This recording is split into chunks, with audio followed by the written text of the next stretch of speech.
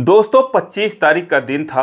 सुबह के 7 बजे मध्य प्रदेश के सागर जिले के एक टीहर गांव में सुबह सुबह कोहराम मच जाता है, क्योंकि एक ही मकान के अंदर 4 लोग पड़े थे और चारों लोग की मौत हो चुकी थी। या फिर क्या हुआ था ये कोई नहीं जानता था।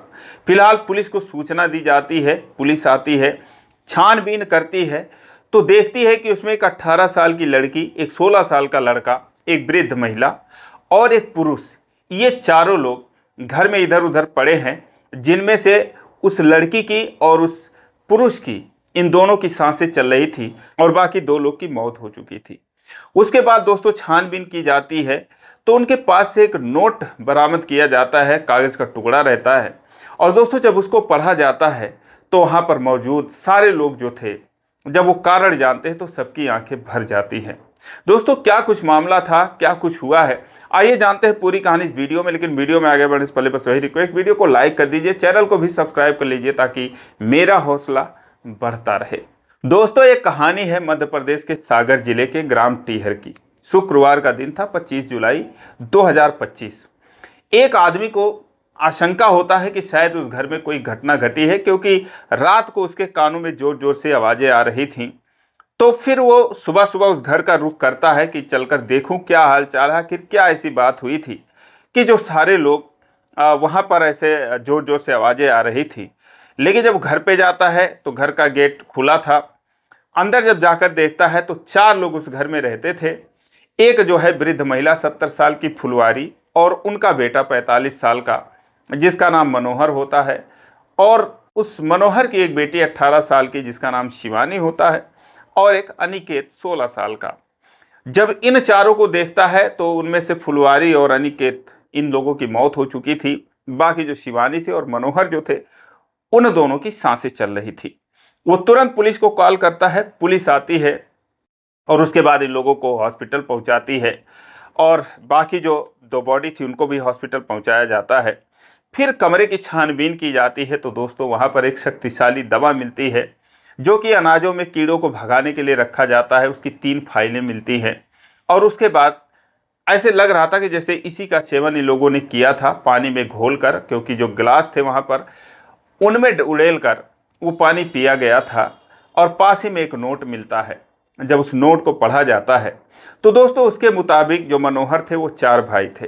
मनोहर सबसे छोटे थे, उनसे बड़े एक थे जगदीश, उनसे बड़े नंदराम, और फिर एक और उनके बड़े भाई थे जिनका नाम गोविंद होता है। करीब 10 साल पहले इन भाइयों में बंटवारा हो चुका था। मनोहर की जो पत्नी थी वो इस समय फिलहाल मायके में थी। बंटवारे के बाद इन चारों भाइयों को 4-4 एकड़ जमीन मिलती है, और उनका एक भाई जो जगदीश था वो मानसिक रूप से बीमार रहता था, तो अपने ही छोटे भाई मनोहर में वो रहता था। इसके अलावा धन दौलत की कोई कमी नहीं थी। एक समृद्ध किसान थे, अच्छे खासी वो खेती करते थे, क्योंकि 4 एकड़ जमीन कोई कम जमीन नहीं होती है। और जो जगदीश मानसिक रूप से बीमार था उनका भाई, उसकी भी 4 एकड़ की जमीन इन्हीं के पास थी। कुल मिला के 8 एकड़ की जमीन पर ये लोग खेती करते थे। जो माता थी फुलवारी, वो भी मनोहर में ही रहती थी, क्योंकि अक्सर माएँ जो है छोटे ही बेटों में रहती हैं। तो 10 सालों से परिवार अलग रह रहा था। सारे भाइयों में आपस में जमती थी, कोई पारिवारिक मतभेद नहीं था। लेकिन जब 25 तारीख को एक घटना घटती है और उसके बाद जब उनका वो कागज़ का टुकड़ा पढ़ा जाता है, जिसमें दोस्तों जो कुछ लिखा था, उसे सुनकर जो वहाँ के सारे लोग थे वो सोचने पर मजबूर हो जाते हैं, क्योंकि उसमें लिखा था, बहुत ही सिलसिलेवार तरीके से लिखा था, और लगता है पूरे परिवार की सहमति से लिखा गया था। लेकिन जो लिखने वाले थे वो अनिकेत और शिवानी थे। इन दोनों से लिखवाया गया था, शायद मनोहर ने लिखवाया होगा। पहले तो उसमें लिखा था सबको नमस्कार लिखा था, और उसके बाद लिखा था कि जो हमारी सारी ज़मीन है वो जो मनोहर के नाम की 4 एकड़ की ज़मीन थी, वो जो 3 भाई थे सब में आपस में बंट जानी चाहिए। जो जगदीश की ज़मीन थी, जो मानसिक रूप से बीमार था, जो कि मनोहर में रह रहा था, जिसकी देखभाल वो कर रहे थे, तो जगदीश के ज़मीन के बारे में लिखा था कि जो जगदीश की ज़मीन होगी वो उसी भाई को जाएगी जो जगदीश को अपने पास रखेगा और उसकी ताउम्र सेवा करेगा। इसके अलावा दोस्तों उन्होंने अपने बैंक में पैसे रख रखे थे। उसमें लिखा था कि मेरे पापा के अकाउंट में 68,000 रुपये हैं, वो पैसे जो है बड़े पापा को जाएंगे। यानी कि जो गोविंद थे उनको जाएंगे। उसके अलावा उनके पास जो 3 भैंसें थी उसका भी उन्होंने बाकायदा बंटवारे के रूप में लिखा था कि जो 2 भैंसें हैं वो एक एक बुआ को दी जाएंगी और एक भैंस और किसी चाचा को, कोई दूर के चाचा रहे होंगे क्योंकि मनोहर ही सबसे छोटे थे तो कोई चाचा था नहीं, लेकिन उनके नाम उन्होंने लिख रखा था। बाकी जो 4 गहने थे उनकी माता के, मनोहर के, फुलवारी के, उनके बारे में लिखा था कि ये चारों गहने जो हैं वो बुआ लोगों को बांट दी जानी चाहिए। और इसके अलावा दोस्तों जो सबसे बड़ी बात ये थी कि उन्होंने अपने क्रियाक्रम का इंतजाम भी कर रखा था और उसके लिए उन्होंने अलमारी में पैसे बाकायदा रखे थे। 1,20,000 रुपयों का जिक्र था कि अलमारी में जो 1,20,000 रुपये रखे हैं उनसे हम लोगों का क्रियाक्रम कर दिया जाए।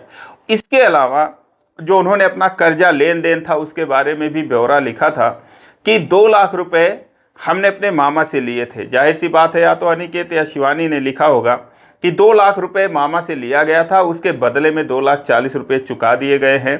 तो हमारी किसी से लेनदारी या देनदारी नहीं है और किसी से कोई हिसाब किताब हमारा नहीं है। लेकिन जो सबसे बड़ी बात द्रौपदी के बारे में लिखा था दोस्तों, द्रौपदी के बारे में लिखा था कि माँ का यहाँ पर कोई हक नहीं है, उसके हिस्से में कुछ नहीं जानी चाहिए, उसको कुछ भी नहीं मिलना चाहिए।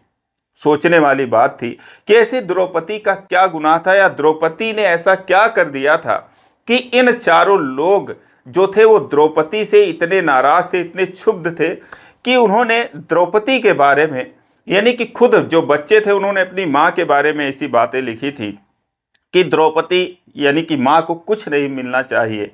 और जब पुलिस वाले पूछताछ करते हैं, ग्रामीणों से पता लगाते हैं, तो ग्रामीण लोग जो थे वो यही कहते हैं कि जो द्रौपदी थी और जो मनोहर थे इन दोनों में कभी जमती नहीं थी।